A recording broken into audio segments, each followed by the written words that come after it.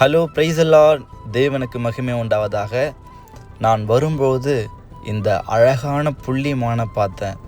நம்முடைய பார்வைக்கு இது எவ்வளோ அழகாக காணப்பட்டாலும் இந்த மானுடைய வாழ்க்கையை நினச்சி பார்க்கும்போது கொஞ்சம் வேதனையாக இருக்குது.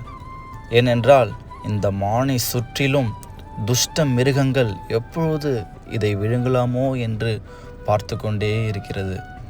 நம்முடைய வாழ்க்கையும் இப்படி தான் ஒரு மானை போல சில நேரங்களில் காணப்படுகிறது. தாவீது ராஜா வேதாகமத்தில் சொல்லுகிறார், எண்ணிக்கைக்கு அடங்காத தீமைகள் என்னை சூழ்ந்து கொண்டிருக்கிறது. நம்முடைய வாழ்க்கையிலும் சில துஷ்ட மிருகங்கள் போல மனிதர்கள் நமக்கு விரோதமாக காணப்படுகிறார்கள்.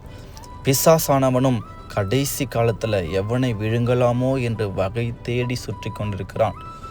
இவர்கள் மத்தியில் தேவன் நம்மோடு இருக்கும்பொழுது நம்மை ஒரு தீங்கும் அணுகாது, வாதை உன் கூடாரத்தை அணுகாது. வெள்ளம் போல பிசாசானவன் நம்மை சூழ்ந்து கொண்டாலும் இயேசு கிறிஸ்து ஜெயக்கொடி ஏற்றுவார். ஹல்லேலூயா. வேதாகமத்தில் இப்படியாக ஒரு அழகான வசனம் போடப்பட்டிருக்கிறது. சங்கீதம் 121:4 இஸ்ரவேலை காக்கிறவர் உறங்குவதும் இல்லை தூங்குவதும் இல்லை. ஹல்லேலூயா. நம்மை காக்கிறவர் உறங்குவதும் இல்லை தூங்குவதும் இல்லை என்ற நம்பிக்கை நம்மிடம் இருக்கும்போது தேவன் நம்முடைய வாழ்க்கையில் எல்லாவற்றையும் பார்த்து கொள்வார். ஹல்லேலூயா. இயேசு கிறிஸ்து உங்களை ஆசீர்வதிப்பாராக. ஆமென்.